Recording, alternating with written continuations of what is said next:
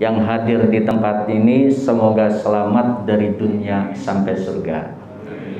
Setiap makhluk Allah, kata dalam satu hadis, ad-du'a usilahul mu'minin, doa adalah senjatanya orang yang beriman. Sedangkan setiap makhluk Allah pasti memiliki senjata. Maka saya mulai tausiah ini dengan mengucapkan salam seraya memohon kepada Allah semoga kita selamat dari dunia sampai surga. Amin. Yang menjawab salam saya doakan semoga rumah tangganya selamat. Amin. Keturunannya selamat. Amin. Cita-citanya selamat. Amin. Dunia dan akhiratnya selamat, kita berakhir di jannahnya Allah. Amin ya Rabbal. Yuk jawab salam yang kompak. Assalamualaikum warahmatullahi ta'ala wabarakatuh.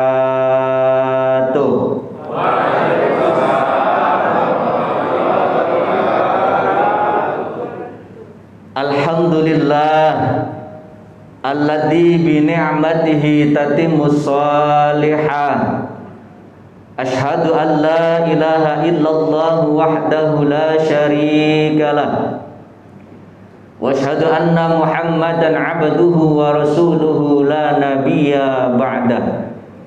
Allahumma salli wa sallim wa barik ala sayyidina wa habibina wa syafi'ina wa maulana Muhammadin sallallahu alaihi wasallam ibni Abdillah wa ala alihi wa sahbihi wa man walah. Qala Rasulullah sallallahu alaihi wasallam la yadkhulul jannata qati'ur rahmi. Al hadis. Pertama-tama marilah kita mengucapkan kalimat tahmid dengan membaca kalimat alhamdulillahi rabbil. Coba Bu punten bareng-bareng Bapak ya sareng. Alhamdulillahi rabbil. Sekali lagi. Alhamdulillahi rabbil. Alhamdulillah. Kenapa sih kita harus mengucapkan kalimat alhamdulillah? Karena jujur, kalau bukan atas nikmat Allah, mustahil kita bisa kumpul di tempat yang mulia ini, benar. Sedangkan nikmat Allah kalau dihitung tidak akan pernah bisa kita hitung. Contoh punten ini Pak, punten. Pernah enggak menghitung nikmat Allah? Bu, pernah enggak Bu? Enggak pernah. Coba kalau kita hitung nikmat Allah, alangkah luar biasanya nikmat Allah yang ada dalam diri kita ini. Semua nikmat Allah subhanahu wa ta'ala. Allah menciptakan yang ada di dalam badan kita ini. Ada yang tumbuhnya terus, ada yang tumbuhnya di stop. Yang tumbuhnya terus apa? Pertama, rambut. Rambut ini bagian daripada nikmat Allah subhanahu wa ta'ala. Dipotong, tumbuh, dipotong, tumbuh, dipotong, dan seterusnya. Ada juga kumis terus pada kuku. Ada juga nikmat Allah yang tumbuhnya diberhentikan oleh Allah. Contoh gigi, punten ayahanda. Kira-kira di sini ada enggak yang giginya tumbuhnya terus? Nggak bakalan kebayang kalau kita ini tumbuh gigi ini tidak diberhentikan Allah subhanahu wa ta'ala. Maka terutama marilah kita syukuri kenikmatan iman dan Islam kita. Alhamdulillahirabbil. Juga kenikmatan sehat badan yang tidak bisa kita ukur dengan apapun. Karena kalau kita sehat badan, aktivitas bisa lancar. Maka yuk sekali lagi, semoga dengan kita mengucapkan kalimat alhamdulillah, kegiatan kita 11 bulan ke depan Allah berkahi. Amin ya Rabbal. Kita termasuk golongan orang-orang yang bersyukur kepada Allah subhanahu wa ta'ala, sesuai dengan janji Allah, la in syakartum la azidannakum. Ketika kita bersyukur kepada Allah, kita akan ditambah segala kenikmatannya. Sekali lagi dengan kompak, dengan sejarah kerendahan hati dan ketulusan, memohon dan mengharap keridhaan Allah, kita mengucapkan kalimat alhamdulillah. Alhamdulillahirabbil. Karena jujur ayahanda, hampunten ayahanda, zaman sekarang banyak orang yang ngeluh. Lagi nggak punya kerjaan ngeluh, ketika dikasih kerjaan ngeluh. Kemarin aja Nanda ada kedatangan tamu punya istri ngeluh aja, setiap hari kerjanya ngeluh, setiap hari kerjanya ngeluh, dikasih gajian sekian ngeluh, tidak mengucapkan kalimat yang tidak ada rasa syukur. Maka sejatinya kesedihan yang kita alami ini bukan karena kita tidak memiliki apa-apa, karena kita kurangnya syukur kepada Allah Subhanahu wa ta'ala. Salawat beserta salam senantiasa kita curahkan kepada junjungan kita, yakni baginda besar Habibina wa syafi'ina wa maulana Muhammadin sallallahu alaihi wasallam, beserta keluarga, sahabat, tabi'in, serta kita umatnya, semoga mendapatkan syafaat dari baginda Nabi Muhammad sallallahu alaihi wasallam. Hadirin yang berbahagia, kita kumpul di sini dalam rangka yakni silaturahim halal bihalal hari raya Idul Fitri 1443 Hijriah. Kita semua alhamdulillah 1 bulan lalu telah melaksanakan puasa Ramadan. Alhamdulillah. Ramadan ini bulan yang sangat luar biasa, rajanya bulan. Kenapa? Sebab di dalam Ramadan ini, Masya Allah ayahanda, Ramadan ini ada satu ibadah yang tidak ada di bulan lain, yakni ibadah puasa. Sedangkan ibadah puasa kata baginda Nabi, asyamuli wa ana ajzi bihi. Puasa itu milikku kata Allah Subhanahu wa ta'ala, dan aku yang pantas membalasnya. Artinya apa? Di dalam Ramadan kita dididik oleh Allah Subhanahu wa ta'ala. Benar kata ayahanda, Ramadan ini bukan bulan ujian, tapi bulan pendidikan. 1 bulan kita berpuasa. Di dalam puasa itu kan hampunten ada syaratnya ayahanda ya. Ada syarat sah puasa, ada syarat wajib puasa. Syarat wajib puasa pertama Islam, yang kedua balik, yang ketiga berkuat, yang keempat berakal. Ketika kita kurang syarat, maka kita tidak wajib berpuasa.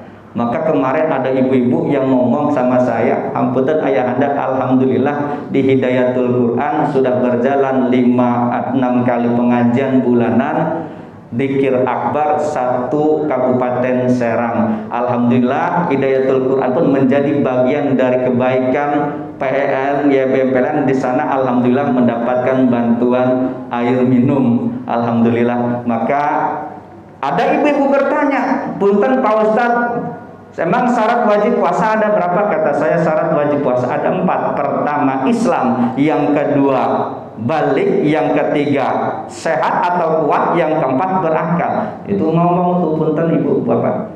Tapi kemarin ada katanya nggak puasa, orangnya Islam nggak puasa. Kata saya mungkin belum balik. Benar bapak?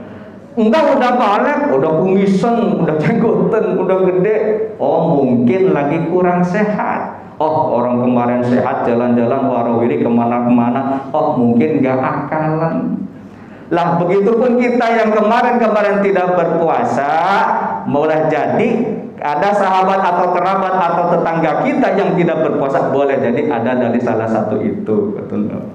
Ramadan mengajarkan kita, semoga Allah tempat di bulan Ramadan ini, ilmu dari Ramadan ini kita bisa aplikasikan di 11 bulan yang mendatang. Apa sih ilmu dari Ramadan? Puasa mengajarkan kita disiplin ayahanda.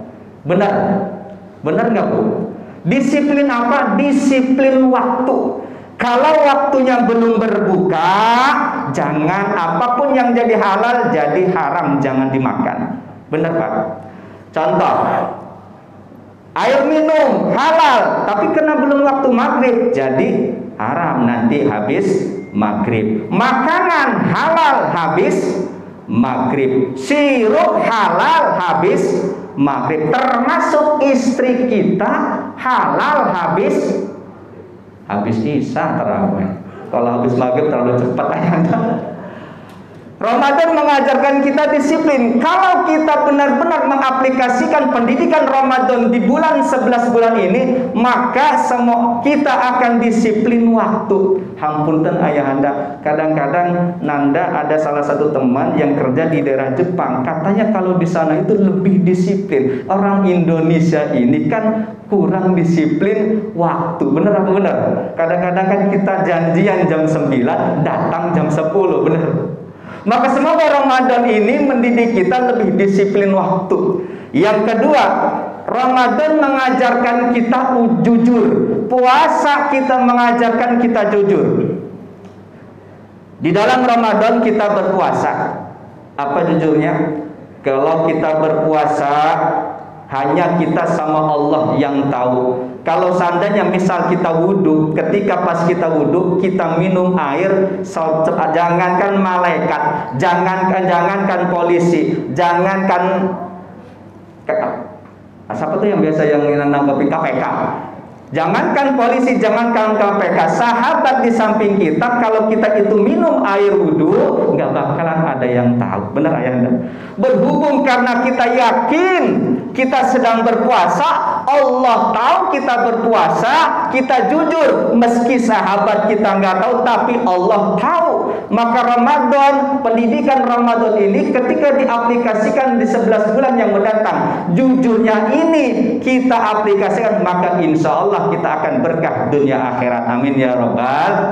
Ini kan kadang-kadang hampura, kata guru saya ngomong, sekarang banyak orang yang pintar tapi susah, sulit nyari orang yang jujur. Benar? Nyari orang pintar gampang, tapi nyari orang jujur susah. Negara Indonesia ini bukan tidak makmur karena kurangnya orang jujur. Luar biasa saya melihat di daerah Papua, apa namanya itu, tambang Freeport, luar biasa, terbesar kedua di dunia. Kalau seandainya Indonesia ini penuh orang jujur, insya Allah berkah dunia akhirat. Begitupun kita, ketika kita berpuasa di Ramadan, ilmu Ramadan, kejujuran kita kepada Allah Subhanahu wa taala, keyakinan kita kepada Allah Subhanahu wa taala bahwa Allah selalu ada. Ketika kita bersama teman berdua, berarti yang ketiga Allah. Ketika kita sendirian, berarti ada Allah yang selalu melihat kita. Kejujuran ini ketika diaplikasikan di kehidupan kita, fa insya Allah kita akan mendapatkan keberkahan dunia dan akhirat. Amin ya Rabbal.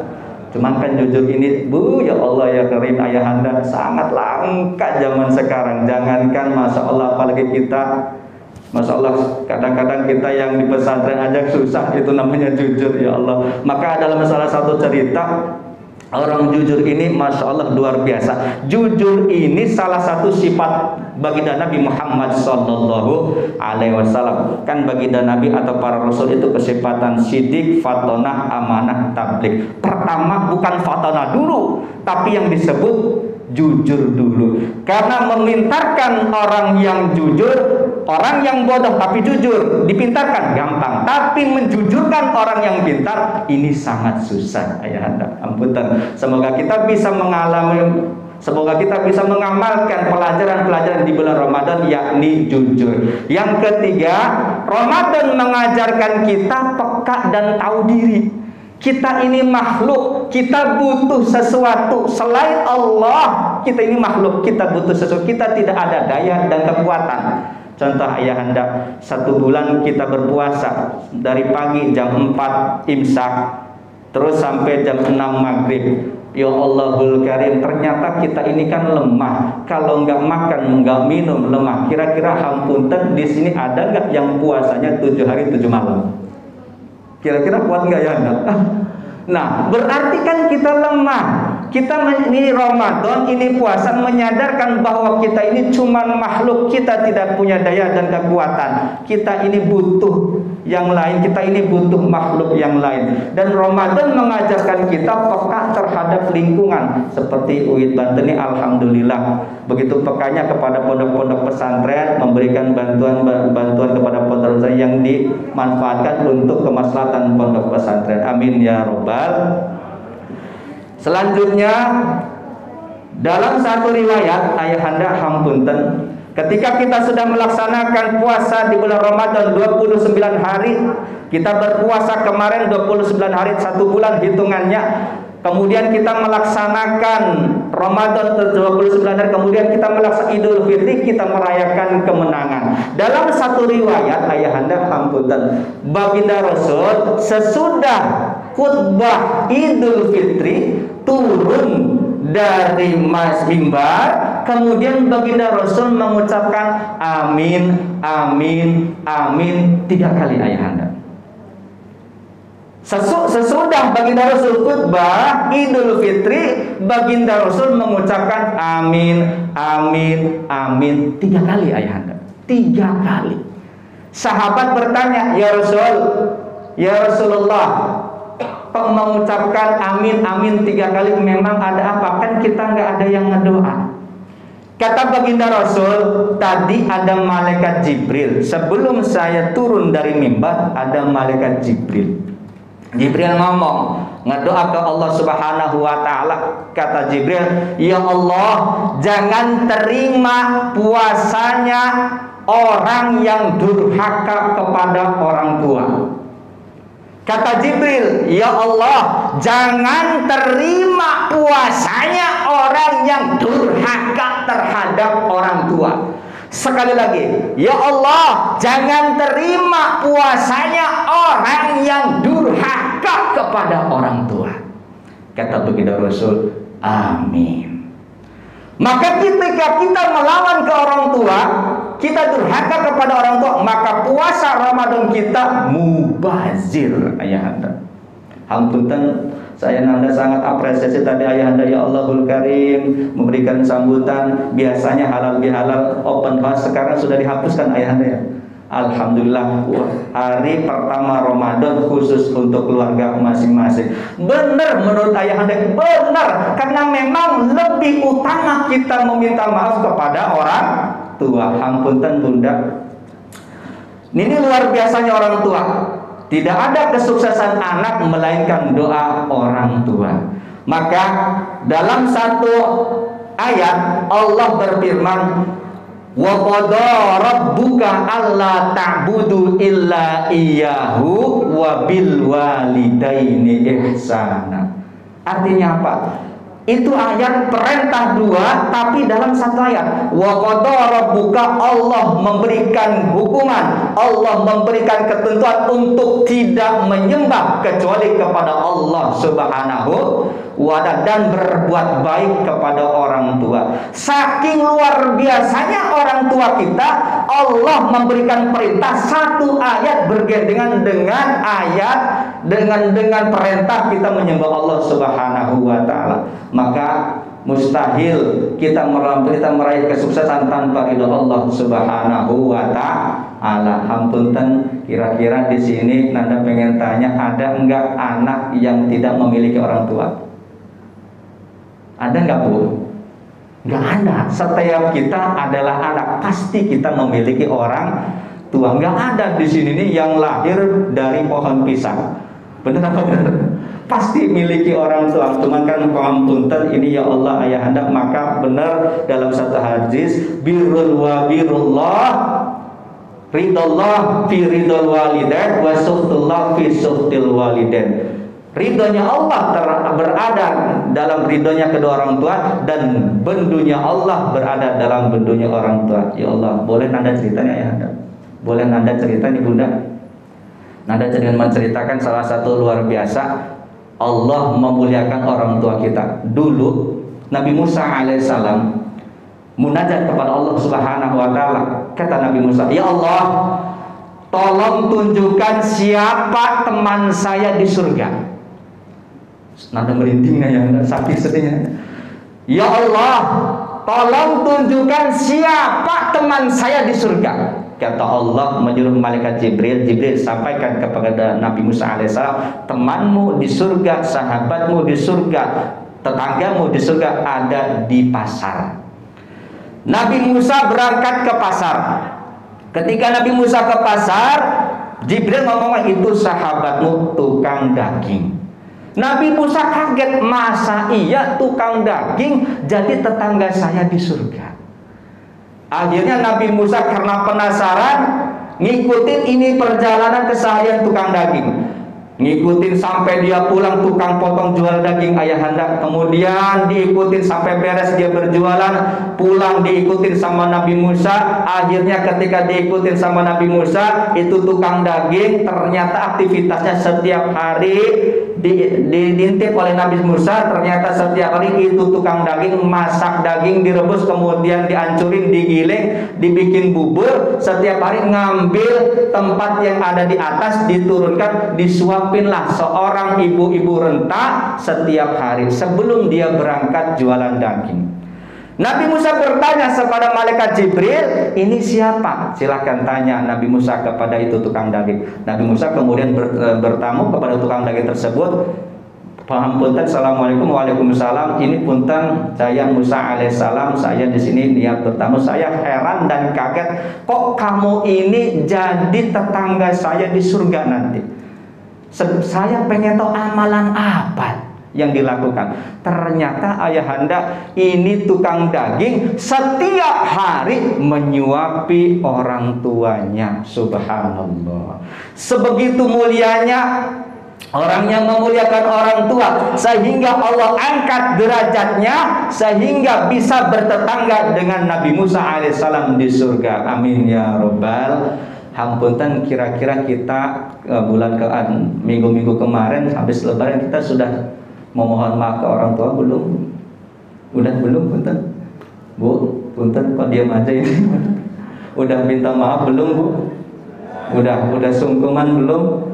Makanya luar biasa tradisi di Indonesia kan ada tradisi mudik ayahanda. Saking cintanya, saking rindunya pengen melaksanakan sungkeman ke orang tua, memohon maaf. Karena jujur, tidak mungkin ada kita di dunia tanpa ada orang tua. Dalam satu riwayat lagi menceritakan orang yang sangat dolim kepada orang tua ayahanda punten. Ada saudagar kaya raya, dia ingin berangkat haji. Setelah dia ingin berangkat haji, dia mengutarakan kepada ibunya, ibu, hampunten, saya mau berangkat haji. Ibunya tidak mengizinkan ayahanda. Jangan berangkat, ibu nggak ada yang nemenin di sini, nggak ada orang, cuman kamu satu-satunya. Ibunya ngelarang, jangan berangkat.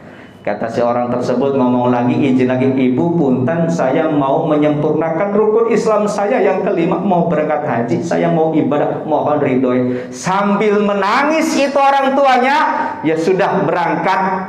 Tapi ngomong berangkat ini hatinya hancur karena anaknya tidak memperdulikan keadaan dirinya yang sendirian di rumah. Akhirnya berangkat, dia ibadah, berangkat ke tanah suci. Sebelum dia berangkat, setelah keluar dari rumah ibunya sambil meneteskan air mata, itu orang tuanya mengucapkan di dalam hati, ya Allah, begitu teganya anak saya. Sudah tahu saya sendirian di rumah, nggak ada yang ngurusin, begitu teganya berangkat. Ya Allah, jangan kau pulangkan anak saya dalam keadaan utuh. Berangkatlah ini anak ke tanah suci. Sesampainya di tanah suci, dia transit di salah satu masjid untuk melaksanakan sholat. Kemudian di Masjidil Haram ada maling. Ada maling yang sedang dikejar-kejar sama masyarakat ayahanda. Akhirnya ini maling bersembunyi di masjid tersebut. Masyarakat mengira itu pemuda yang durhaka terhadap orang tua, maling. Akhirnya ditangkap ayahanda, dipotong tangan dan kakinya. Inna lillahi wa inna ilaihi. Dibawa, diarak mengelilingi kampung. Diarak keliling kampung bahwa ini maling, ini maling, ini maling. Dia ngomong, pemuda yang durhaka terhadap orang tuanya sambil menangis, saya bukan maling, saya anak yang durhaka kepada orang tua, berangkat ke tanah suci tanpa memiliki, tanpa mendapatkan ridho orang tua. Mohon balikan saya kepada orang tua saya. Alamatnya dikasih ayahanda. Kemudian dianterin dan di situ langsung ketemu dengan ibunya. Dia memohon ridho, memohon ampun kepada ridhonya, dan ibunya pun mendoa kepada Allah, ya Allah, alangkah sedihnya hati saya mengeluarkan doa yang tidak baik, akhirnya anak saya jadi begini. Maka ya Allah, tolong cabut ruh anak saya, sehingga waktu itu anak tersebut wafat. Inna lillahi wa inna ilaihi raji'un. Apa pelajarannya? Pelajarannya kita ya pemuda tersebut yang mau beribadah kepada Allah Subhanahu Subhanahu wa taala menyempurnakan rukun Islam saja ayahanda tanpa membawa ridho kedua orang tua, tanpa membawa ridho ibunya, maka kecelakaan baginya, apalagi kita ketika melakukan kegiatan-kegiatan yang lainnya. Maka semoga pelajaran Ramadan, semoga kita semua yang hadir di tempat ini bisa memuliakan kedua orang tua kita. Amin ya robbal, amin ya robbal. Wabil khusus untuk ibu kita. Ya Allah, ampunkan ayahanda. Kalau ngomongin tentang ibu, ya Allah, begitu adilnya Allah. Ridhonya laki-laki berada kepada ibunya, ridhonya perempuan ada kepada suaminya. Kita semua pasti memiliki ibu. Bayangkan, apalagi ibu-ibu ya Allah yang mungkin sekarang sudah memiliki putra. Begitu sakitnya, luar biasa perjuangan ibu kita, orang tua kita. Ya Allah, berapa bulan kita di kandungan orang tua kita? 9 bulan, benar ya? 9 bulan. Itu kandungan tidak pernah sedikit pun, sedetik pun dititipkan. Langsung dibawa kemana-mana. Mau ngantor dibawa, mau ke toilet dibawa, mau ke mall dibawa, kemana aja dibawa. Benar nggak Bu? Apalagi pas perjuangan melahirkan. Ya Allahul Karim, mungkin ibu-ibu pernah melahirkan. Masya Allah, begitu rasa sakitnya orang tua kita melahirkan kita. Maka tidak ada namanya anak balas jasa kepada orang tua. Yang ada anak berbuat baik atau hikmah bakti kepada orang tua sampai kapanpun. Amin ya robbal. Mungkin di antara kita ada kedua orang tua kita yang telah mendahului kita. Bagaimana kita bersilaturahim, kita berziarah ke makamnya, mendoakan. Karena setiap tingkah laku kita ini jariah orang tua. Ibadah kita akan nyampe kepada orang tua kita. Amin ya robbal. Yang kedua selanjutnya, Jibril mendoakan. Kata Jibril, ya Allah, jangan terima ibadahnya istri yang durhaka kepada suaminya.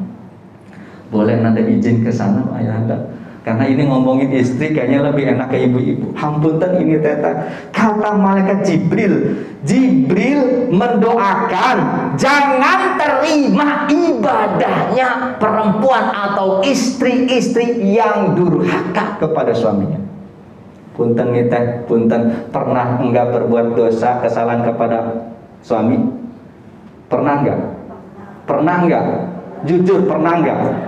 Pernah enggak ngemarin suami? Pernah enggak? Sering. Mana yang ngomong sering? Ya Allah ya Karim. Hampunten nih bapak-bapak, pernah enggak dimarahin sama istri? Sering. Kelihatan tekanan batin. Ya Allahul Karim, kita sebagai istri ya Allah, dipunten nih teteh, hampunten ini teteh, hampunten. Dulu baginda Nabi Muhammad sallallahu alaihi wasallam pernah itu ayahanda berangkat ketika Isra Mi'raj. Baginda Rasul melihat di neraka yang paling banyak, ayo Pak, yang paling banyak ibu-ibu. Di neraka yang paling banyak ibu-ibu. Sayyidah Fatimah Zahra bertanya kepada baginda Nabi, ya Rasul, ini kenapa yang paling banyak ibu-ibu perempuan? Kata baginda Rasul, ya Fatimah Zahra, ada perempuan yang lisannya digantung, yang lisannya digantung.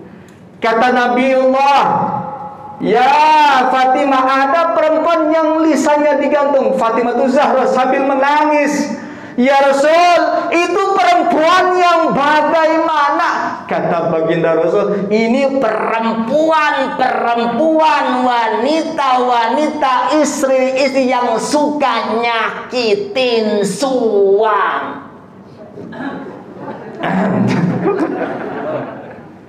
Perkataannya, ya Allah, senantiasa memberikan rasa sakit. Ya Allah, kan maha ampunten ayahanda, kalau ketika istri sudah sedih, ketika istri marah, kira-kira rumah tangga atau rumah aman gak Pak?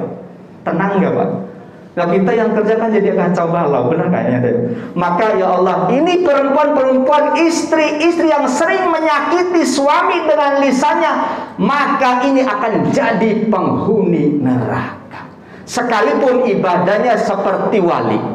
Ampunten, sudah sungkem ke para suaminya? Yang udah punya suami, punten udah sungkem belum?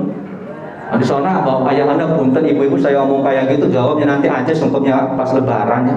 Ya Allah kadang-kadang kan kita kayak gitu ya Allah, kita malu sungkeman sama suami, kita merasa enggak punya dosa, padahal ya Allah kadang-kadang lisan kita tidak terkontrol melukai perasaan suami.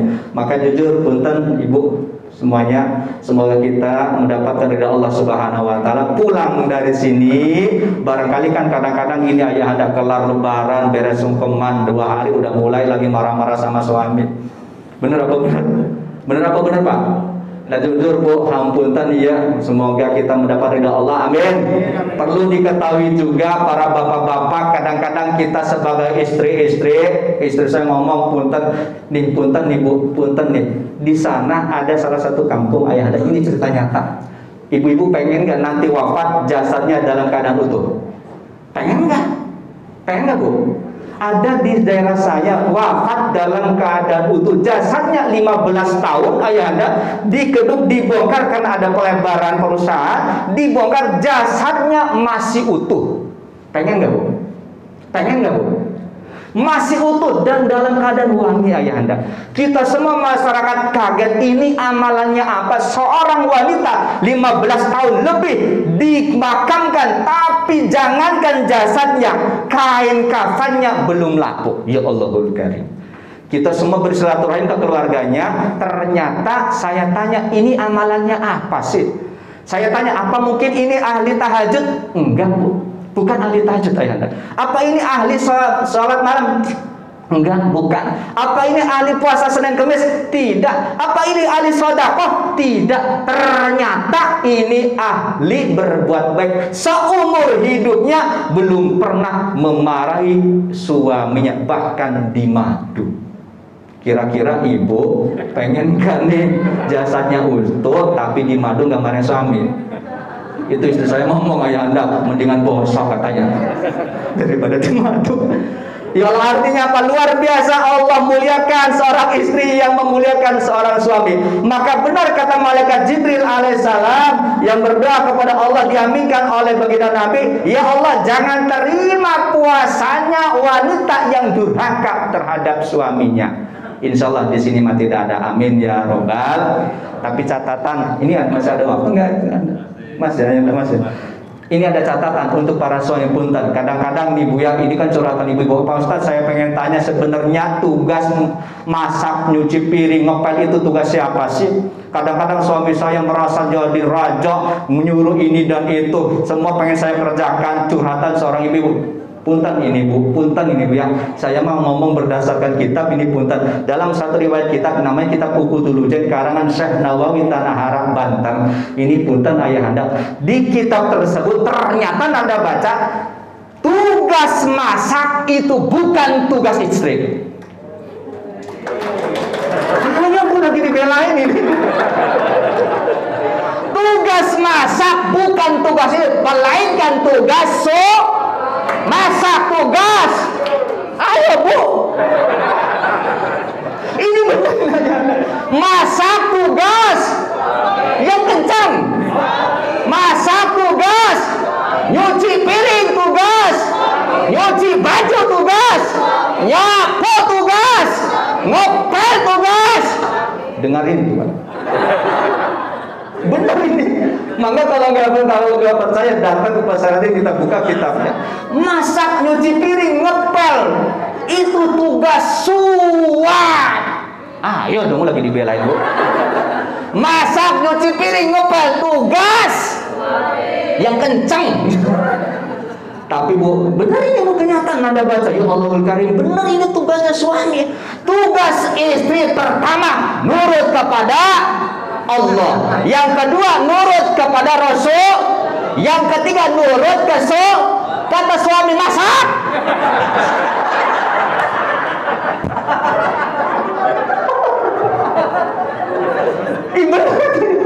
Kata suami makan apa?